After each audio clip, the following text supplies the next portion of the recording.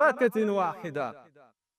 وكان في بداية أمره ألد الأعداء للإسلام وتسبب لموت كثير من المسلمين، ثم حصن إسلامه وأصبح سيفا مسدولا على أعداء الإسلام.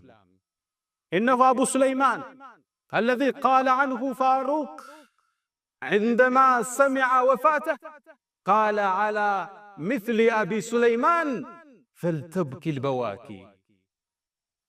وقال الصديق هذه الأمة أبو بكر عنه وقال وإني لأنسى وساوس الشيطان والروم بأبي سليمان خالد بن الوليد.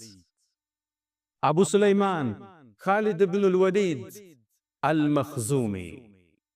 خلوا بنا اليوم نتحدث منه ذكرى. ود مؤمنان ዛሬ አንድን ታላቅ ስብዕና እናውሳለን።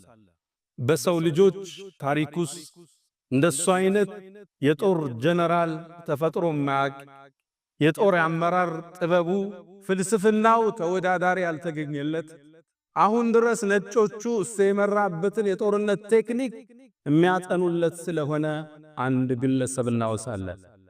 ስሙን ሰምታችሁ ታውቃላችሁ። ኻሊድ ብን አልወሊድ ይባላል። በእስልምናችን ታሪክ የጎነ ታሪክ ያለው ነቢዩ ዓለይሂ ሰላቱ ወሰላም ከሰለመ በኋላ የድሮ ጥፋቱን ረስተው ثم أخذ الراية ከዛም ባንዲራውን ተሸከመው የአላህ ሰይፍ እጅ ላይ ወደቀ አሉ ነቢዩ ዓለይሂ ሰላቱ ወሰላም። ኻሊድ ብን አልወሊድ ማለት ሮሞቹ ሮማንና ፐርሻን ኢምፓየሮች የሱ የሚዋጋበት ሰይፍ ከሰማይን የወረደ ለዛ ነው ማይሸነፍ ያሉት ኻሊድ ብን አልወሊድ ማን ነው? እድገቱስ?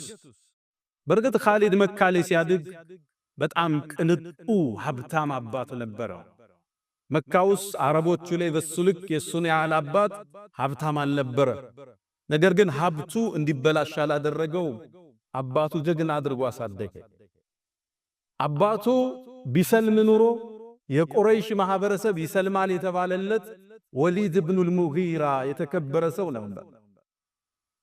ቁርአንም ላይ አላህ ሐቅ መጥቶለት በማስተባበሉ ኮንኖ ታሪኩን ጠቅሶታል። ዘርኒ ወመን ኸለቅቱ ወሒደን፣ ያ ብቻውን ሲሆን የፈጠርኩትን እኔና እሱን ተወኝ ብሎ የዛተበት ነው አባቱ ማለት።